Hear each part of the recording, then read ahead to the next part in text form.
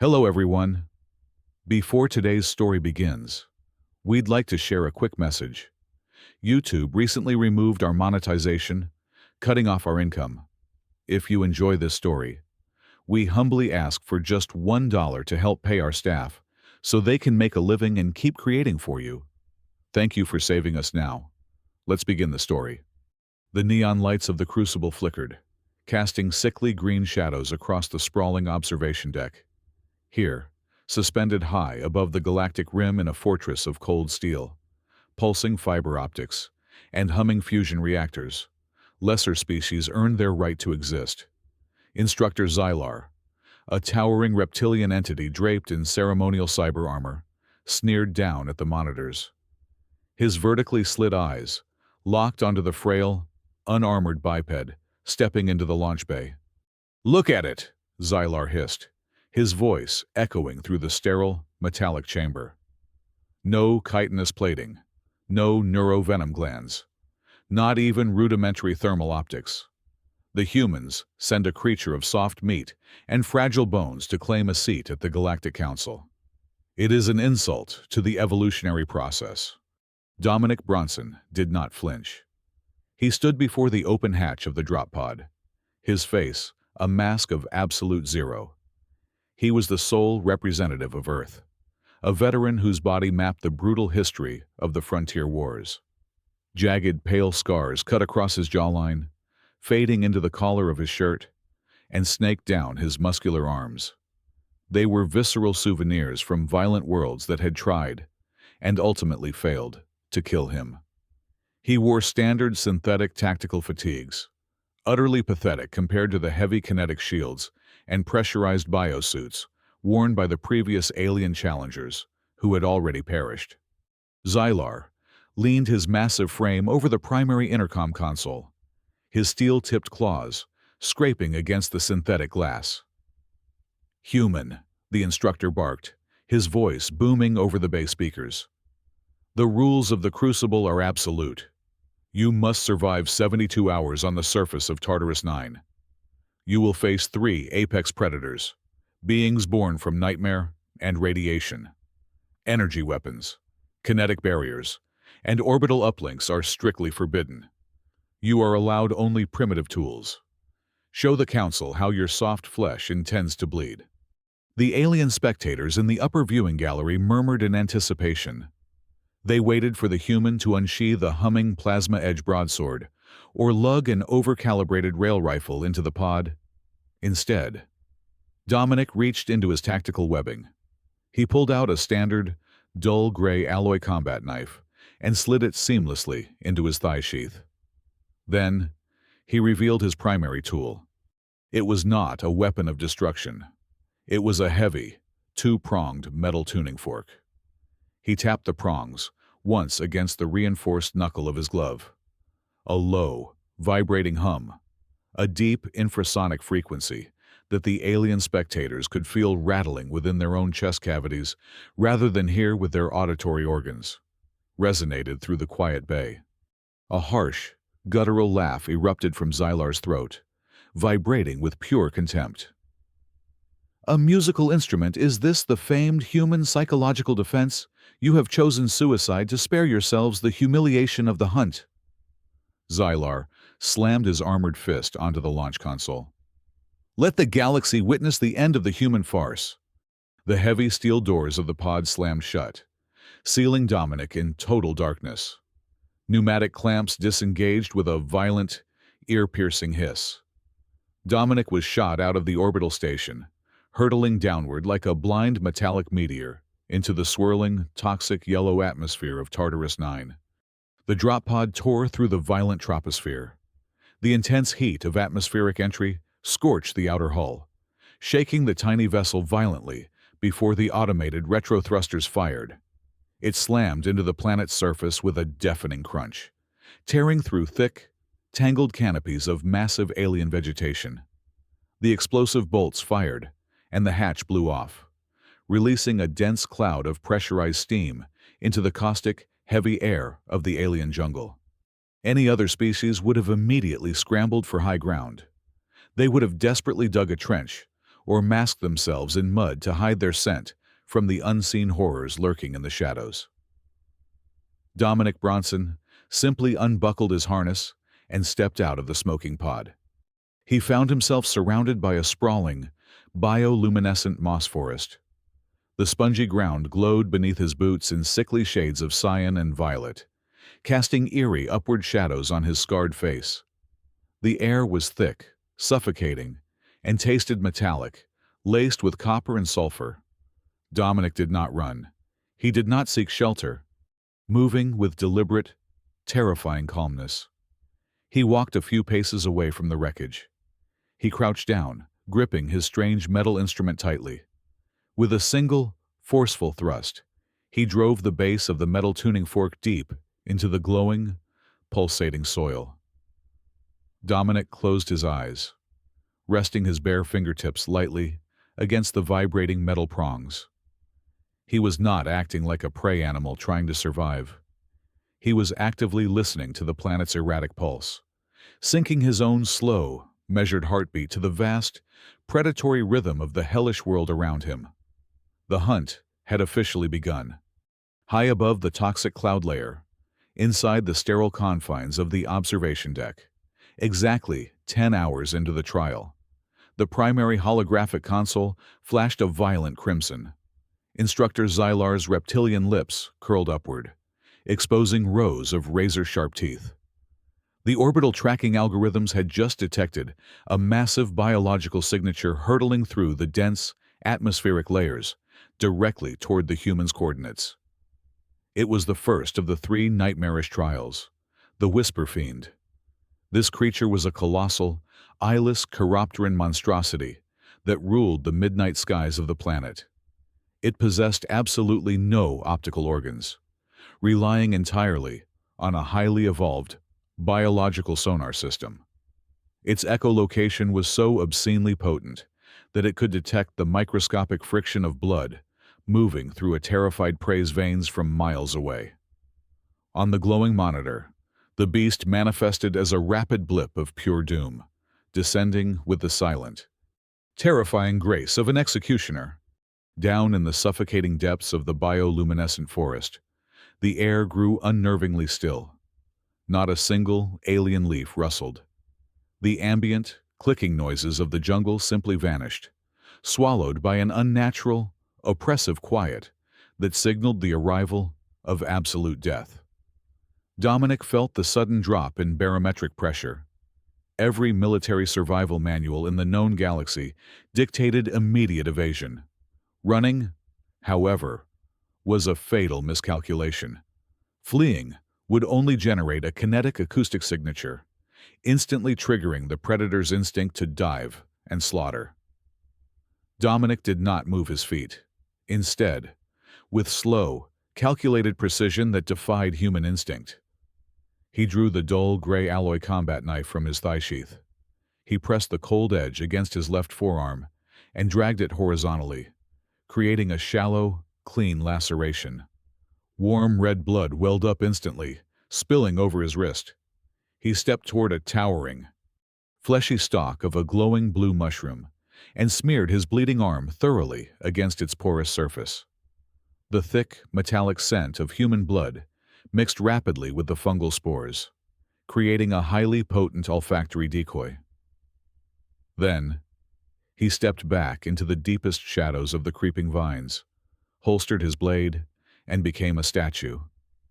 He drastically lowered his heart rate, suppressing the natural biological tremors of human fear through sheer, agonizing force of will.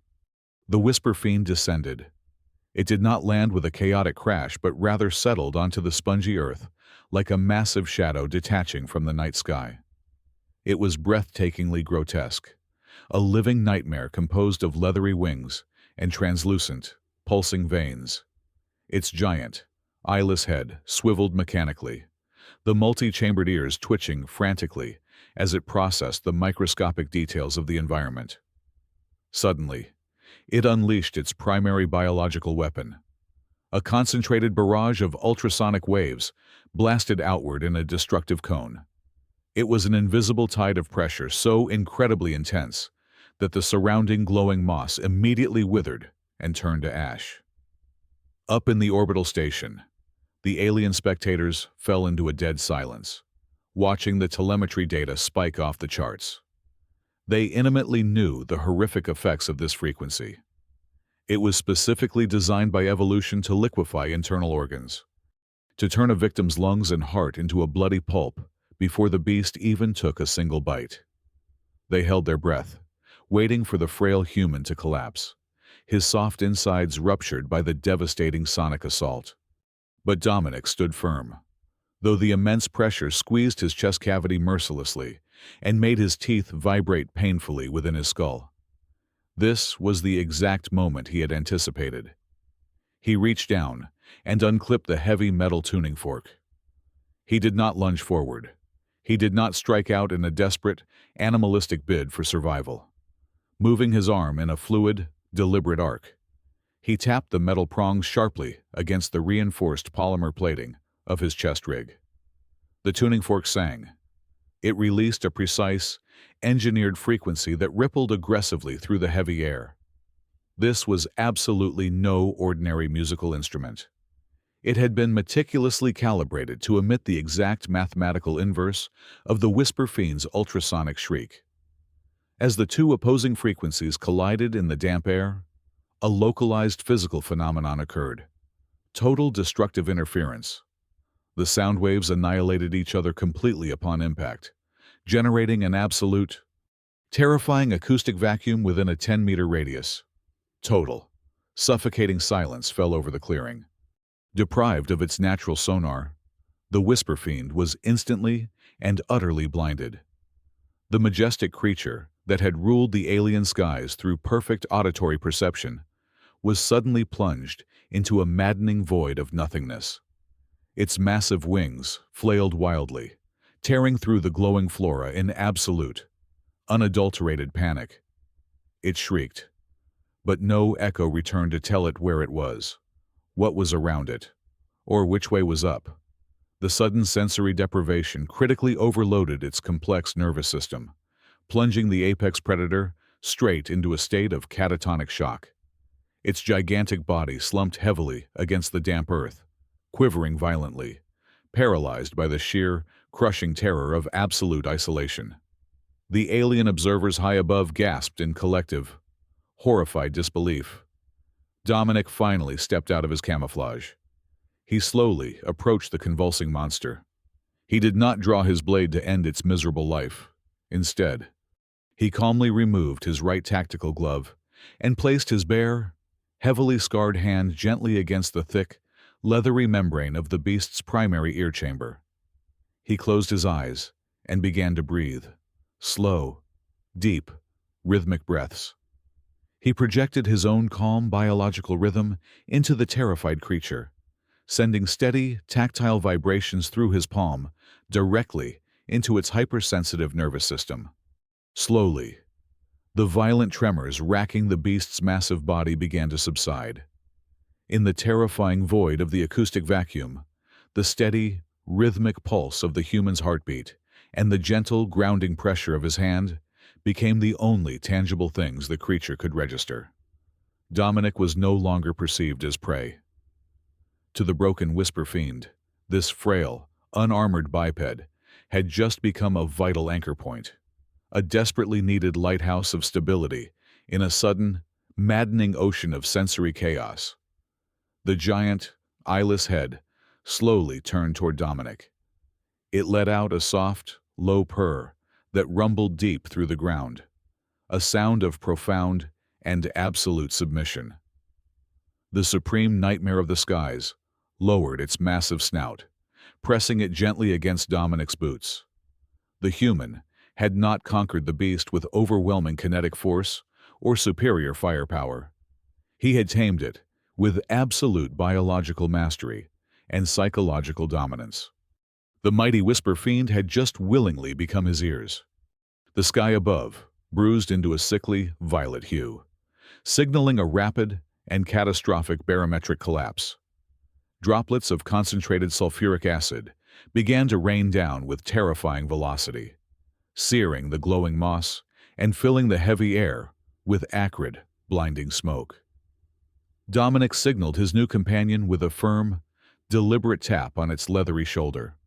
Moving as a perfectly synchronized unit, the human and the massive chiropteran retreated from the exposed surface, diving into a gaping subterranean fissure just as the torrential acid storm fully unleashed its flesh-melting fury upon the forest floor.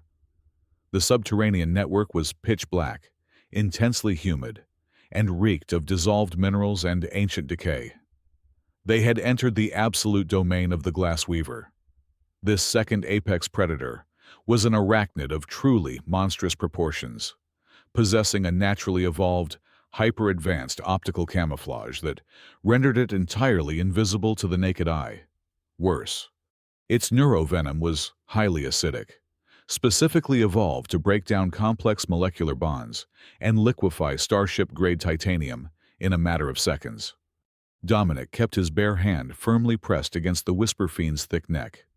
He felt the rapid, rhythmic vibrations of the beast emitting low-frequency sonar clicks into the cavernous void. Through the precise, tactile feedback pulsing against his palm, Dominic's highly trained brain processed the returning acoustic echoes, essentially using the monster as a living, organic radar terminal.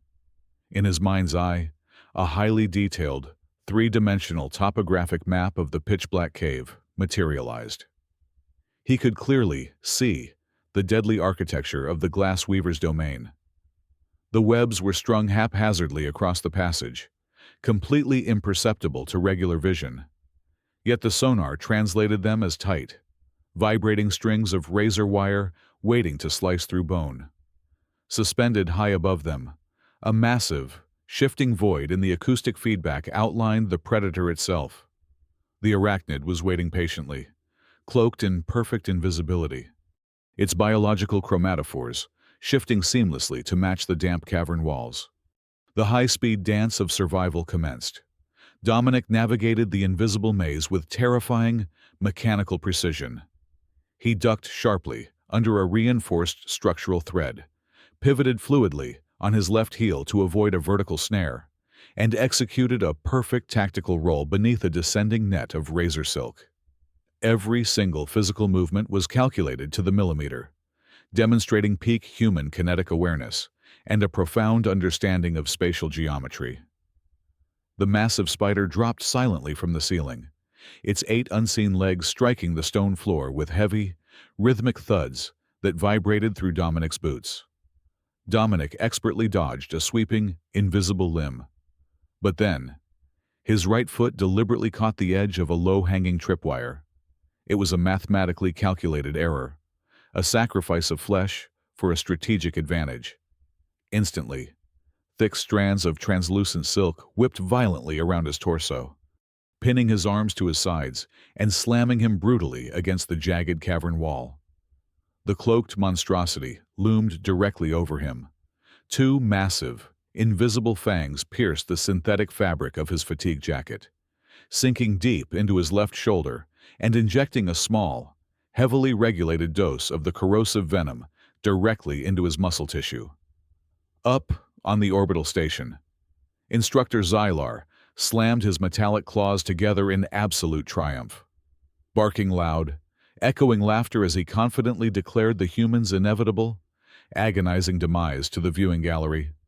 What the arrogant alien observers completely failed to understand was the immense depth of human biochemical intellect. Several hours prior, while navigating the upper layers of the bioluminescent forest, Dominic had meticulously harvested and chewed a very specific, chalky white fungus growing near a sulfur vent. He had swallowed the bitter pulp, intentionally flooding his digestive tract with highly reactive alkaline alkaloids. The exact moment the glass weaver's acidic venom entered his circulatory system, it collided violently with the synthesized fungal chemicals already saturating his bloodstream. His human body was no longer just soft meat waiting to be consumed. It had been weaponized into a living, high-pressure pharmacological bioreactor. The complex chemical reaction neutralized the flesh-melting corrosive properties of the alien venom instantly, synthesizing a completely new, incredibly potent serum right inside his pumping veins. The glass weaver began to siphon his blood, expecting the hot, liquefied nutrient slurry of a dying prey animal. Instead, it ingested the newly synthesized serum. Instantly, the arachnid's complex optical camouflage flickered violently and failed altogether. The beast materialized in full view, a terrifying marvel of biological engineering, boasting a heavily armored, translucent exoskeleton, shimmering with internal biofluids. But it was not attacking. The giant spider collapsed backward, its 8 massive legs curling rigidly inward as it went into violent, full-body convulsions. Its mandibles snapped erratically, and thick, viscous fluid foamed from its mouth. The spectators on the crucible watched the monitors in stunned, breathless silence, completely convinced the fragile human had somehow possessed naturally toxic blood that was currently poisoning their magnificent predator. The biological truth was far more profound. For its entire adult life cycle, the glass weaver had been driven utterly mad by an ancient, burrowing neural parasite deeply embedded within its cerebral cortex. The creature had lived its entire life in a state of constant, agonizing neurological pain. The specialized serum, manufactured in Dominic's blood, crossed the spider's blood-brain barrier and instantly eradicated the parasitic infestation, dissolving the microscopic worms flawlessly without harming a single cell of the host's delicate brain tissue. The violent, terrifying spasms eventually ceased. The heavy, oppressive silence of the cavern returned, broken only by the steady dripping of condensation from the stalactites. The massive arachnid uncurled its legs and, slowly, unsteadily, righted itself. The erratic, highly aggressive twitching that had defined its entire existence was completely gone, replaced by a smooth, deliberate, and calm grace. It slowly approached Dominic, who remained helplessly pinned against the cold stone wall, raising a single, scythe-like front claw.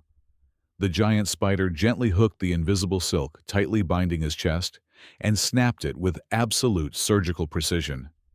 Dominic dropped lightly to his feet, rubbing his punctured shoulder. The glass weaver did not retreat into the shadows. Instead, it stepped remarkably closer, lowering its colossal armored thorax and rubbing it affectionately against Dominic's side, perfectly mimicking the behavior of a fiercely loyal guardian seeking approval. Freed from a lifetime of blinding agony, the supreme predator of the deep dark had instantly recognized the true source of its salvation. It now viewed this frail, unarmored biped not as a potential meal, but as an absolute healing deity. The human had just recruited a second apex nightmare to his side. High up in the orbital command center, the atmosphere had mutated from smug anticipation into a suffocating, humiliated silence. Instructor Xylar gripped the edge of the holographic console so tightly that the reinforced polymer cracked under his metallic claws. 2 absolute apex predators, beasts that had slaughtered countless heavily armed galactic champions, had been entirely subdued by a human wielding nothing but a blade and a vibrating piece of metal. It was a categorical impossibility. It was a supreme insult to the natural order of the cosmos, consumed by a raging, irrational fury. Xylar made a unilateral and highly illegal decision. He reached out and violently shattered the glass casing of the restricted planetary override terminal. With trembling claws, he inputted a sequence of ancient, forbidden command codes, deliberately bypassing the Galactic Council's safety protocols. He was initiating the absolute planetary reset protocol. He was awakening the slumbering guardian of Tartarus 9. Deep beneath the crust of the planet, a tectonic shift of cataclysmic proportions began. The ground beneath Dominic, the giant bat, and the colossal spider heaved violently as if the planet itself was drawing a jagged breath. Massive fissures tore through the bioluminescent forest floor, swallowing entire acres of glowing flora into bottomless chasms of molten rock. Then, the sky literally tore open.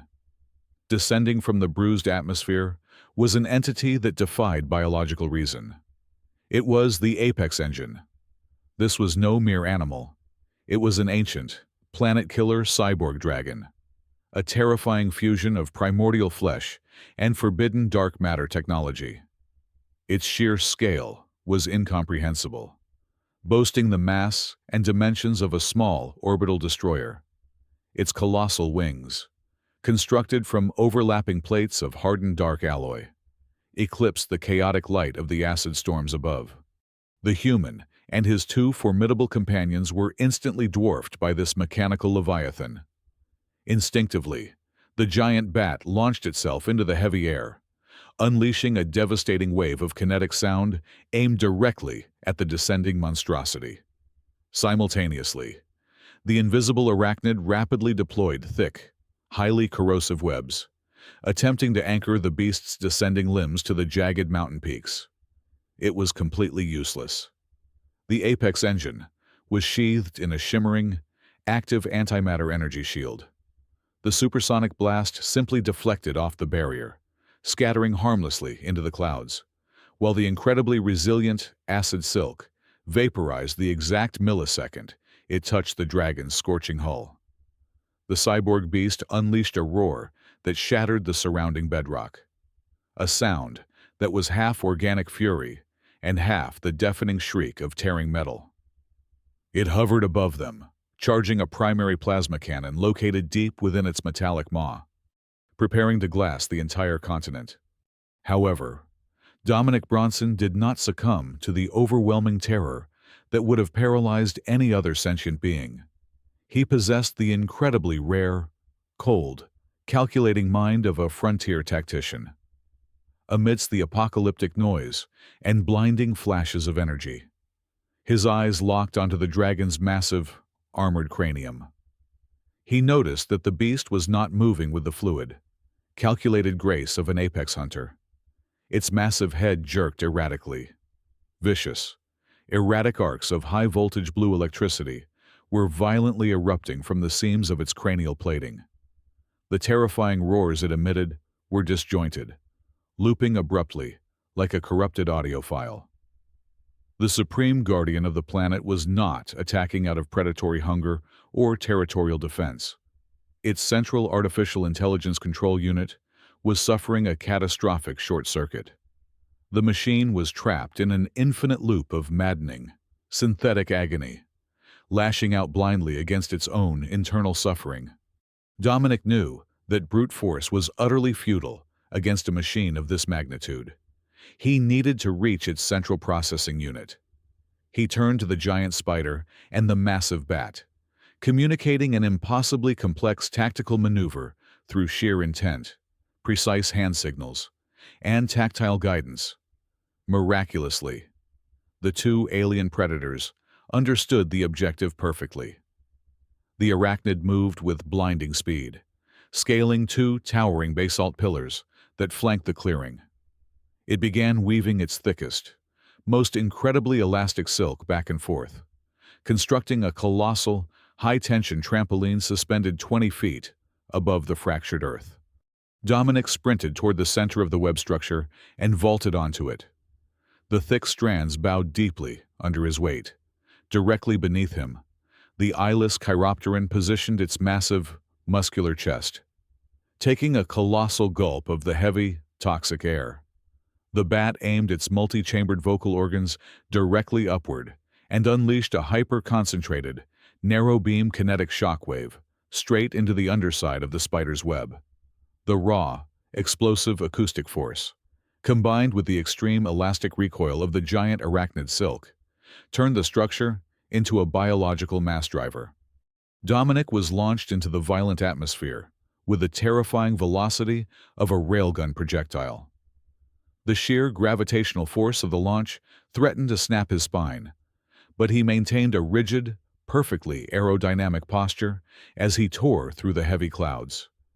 He was a tiny, fragile speck of flesh hurtling straight toward the metallic belly of the apocalyptic beast. at the very apex of his supersonic ascent, just as gravity threatened to reclaim him. Dominic violently twisted his body in midair and slammed hard against the top of the dragon's skull. The heat radiating from the armored scales instantly scorched his fatigue jacket, and the hurricane-force winds threatened to tear him away into the abyss. Clinging desperately to a jagged sensory fin with his left hand, Dominic drew his dull gray alloy combat knife with his right. He crawled forward against the blinding wind, ignoring the searing pain of his burning flesh. He reached the exact epicenter of the electrical storms, violently erupting from the skull. Finding a microscopic, millimeter-thin seam between the heavy cranial plates, he jammed the blade deep into the gap, using every single ounce of his immense physical strength, muscles tearing and joints popping under the impossible strain. He wrenched the heavy armor plate upward. A blinding geyser of sparks and superheated coolant fluid erupted from the exposed mechanical brain. The motherboard was a chaotic nightmare of melting wires and corrupted neuroprocessors, trapped in a fatal overdrive loop. Dominic did not hesitate. He abandoned his knife, reaching down to unclip his heavy metal instrument. He gripped the metal tool like a heavy spike, identifying the primary neural convergence node, the exact center of the electrical maelstrom. He drove the solid metal directly down into the raging circuitry. The heavy metal acted as a perfect, instantaneous grounding rod. It violently intercepted the catastrophic electrical surge, bridging the broken circuits and forcibly overriding the corrupted neural loop. A massive, blinding pulse of static energy exploded outward, throwing Dominic backward. Then, absolute stillness. The violent, chaotic thrashing of the colossal machine ceased immediately. The deafening, looping shrieks of mechanical agony died down into a low, deep, rhythmic hum that vibrated through the very core of the planet. The apocalyptic, raging red light bleeding from the dragon's massive optical sensors flickered rapidly before shifting entirely. The terrifying crimson was replaced by a deep, serene, and remarkably stable blue glow. The artificial intelligence had been successfully rebooted. The sudden loss of kinetic momentum caused the massive Leviathan to drop out of the sky, plunging into a terrifying freefall. Dominic, entirely devoid of any safety harnesses, slipped off the polished metal scales, falling backward into the empty, rushing sky. But he did not fall far. The apex engine gracefully arched its massive metallic neck. It flared its colossal, dark matter wings, catching the heavy atmospheric drafts with perfect, calculated aerodynamics, moving with a gentle, deliberate precision that belied its apocalyptic size. The cyborg dragon swept beneath the falling human. It caught Dominic securely in the soft, leather-like webbing at the base of its neck. With a powerful, singular beat of its majestic wings, the Guardian of Tartarus 9 leveled out, drifting smoothly and silently down toward the scarred earth, carrying the frail human who had just cured its eternal madness. Exactly 72 hours had officially elapsed. Up in the pristine, climate-controlled corridors of the orbital station, the grand illusion of galactic supremacy was comfortably restored. Instructor Xylar stood at the helm of the heavily armored recovery shuttle, adjusting his ceremonial cyber armor with a smug, self-satisfied flick of his wrists. The other alien judges flanked him, holding datapads preloaded with standard obituaries. They were descending to the planet's surface not for a triumphant extraction, but for a routine sanitation sweep. Xylar firmly believed the cataclysmic acid storms and the awakened mechanical Leviathan had reduced the frail human to scattered, carbonized ash. At best, they expected to find a melted combat boot or a charred skull to display as a grim warning to future primitive applicants. The recovery transport pierced the toxic cloud layer, landing heavily on the designated extraction plateau with a whining hiss of its repulsor engines. The massive hydraulic loading ramps descended slowly, crushing the blackened earth beneath them. Dense, Caustic yellow fog rolled over the landing zone, obscuring everything beyond a 10-pace radius. Xylar stepped forward onto the ramp, flanked by a dozen heavily armed elite guards, clutching humming plasma rifles. He cleared his throat, preparing a highly rehearsed, condescending speech for the recording drones about the inevitable consequences of human arrogance. Then, the acid fog began to part. It did not disperse naturally. It was pushed aside by an overwhelming, unified physical presence. The alien delegation on the ramp instantly froze, their vocal cords paralyzing in their throats. The grand, bureaucratic boredom of the recovery mission instantly shattered, replaced by cold, suffocating terror. Stepping out from the swirling chemical mist was Dominic Bronson. He was not crawling. He was not bleeding out. He was mounted high atop the massive, armored snout of the Apex engine, standing tall like a conquering deity. To his immediate right, moving with unsettling, liquid grace, was the colossal Glass Weaver, its cloaking completely disengaged to display its terrifying armored exoskeleton. To his left, the gigantic Whisper Fiend crawled forward on its leathery wings, a living shadow of absolute doom. The three supreme nightmares of Tartarus 9 were not fighting. They were marching. They moved in perfect, terrifying synchronization, a unified vanguard of monsters advancing to a singular rhythm. In his right hand, Dominic held the scorched, heavily warped remains of his metal instrument. He was methodically tapping it against the cyborg dragon's titanium cranial plating. Clack, clack, clack. With every single beat, the cyborg dragon took a heavy step. With every strike, the spider shifted its weight. With every echo, the bat advanced. It was a macabre, spectral parade, a masterclass in psychological dominance that completely broke the minds of the observing aliens. The human had not just survived their hell. He had organized its demons into a loyal honor guard. Xylar's reptilian face drained of all color. His vertical pupils dilated to their absolute limits as his fragile galactic worldview violently collapsed.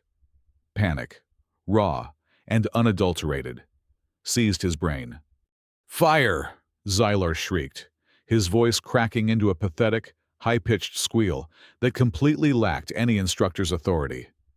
"Eradicate them. He is using illegal neural hijackers. He is employing banned psychic witchcraft. Shoot that human aberration right now." The elite guards panicked, their disciplined training completely unraveling. They frantically raised their heavy plasma rifles, fingers trembling on the thermal triggers. But they were infinitely too slow. Before a single weapon could fully charge, Dominic ceased his tapping. He simply lowered his hand.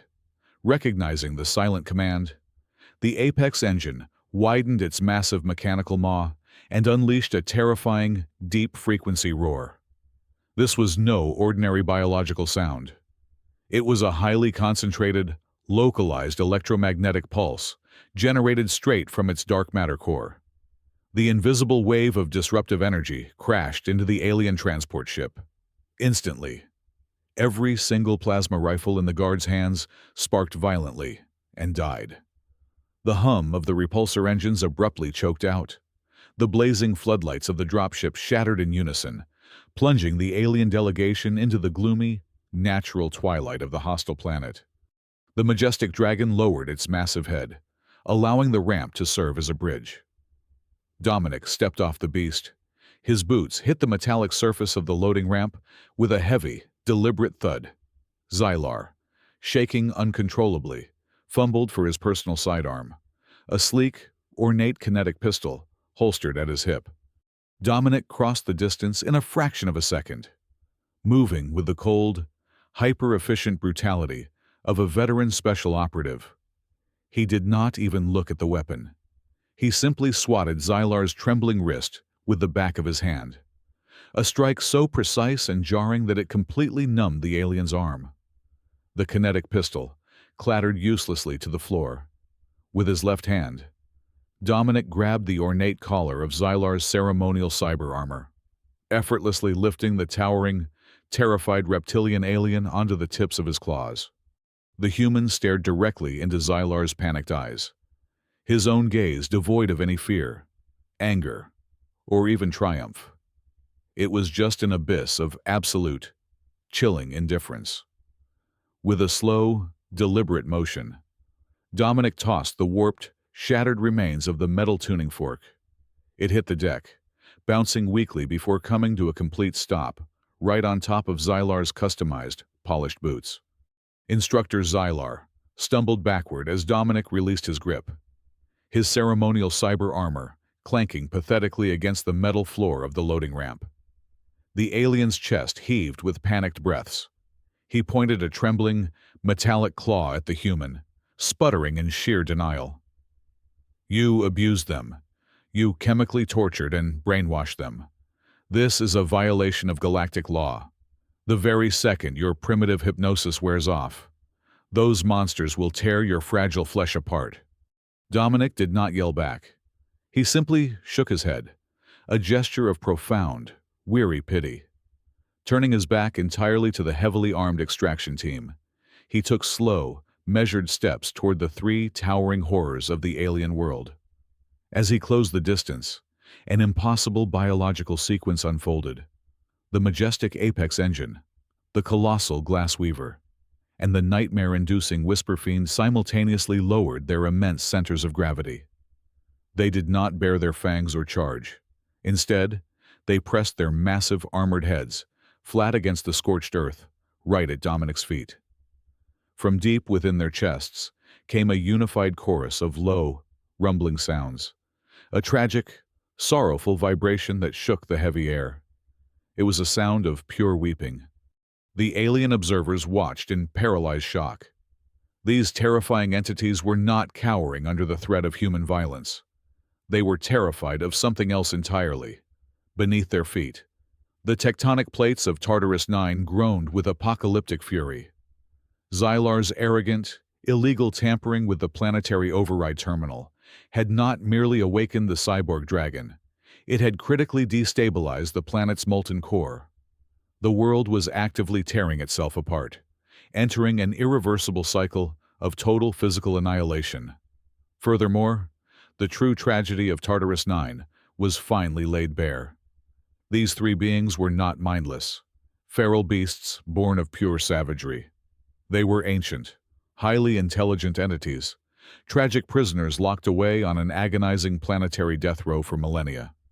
The mercy they sought was entirely misunderstood by the arrogant galactic judges. The beasts were not begging the human to spare them from his blade. They were begging him for salvation. Through the tactile bonds and the deep empathetic connection Dominic had forged with each of them, they were desperately pleading for him to take them away from this collapsing hellscape. They were asking humanity, the fragile, unarmored biped that had healed their madness and silenced their pain, to grant them the one thing the vast galaxy had denied them: freedom. Dominic gently rested his hands against the warm, vibrating snouts of the creatures, before turning his icy gaze back to the terrified alien instructor. His voice was calm, but it struck with the devastating force of a judge's gavel. "You look at the universe strictly through the narrow lens of hunter and prey," Dominic declared, his words echoing across the dying clearing. "You believe survival belongs only to the one with the thickest armor or the sharpest claws. We humans abandoned that primitive mindset a long time ago.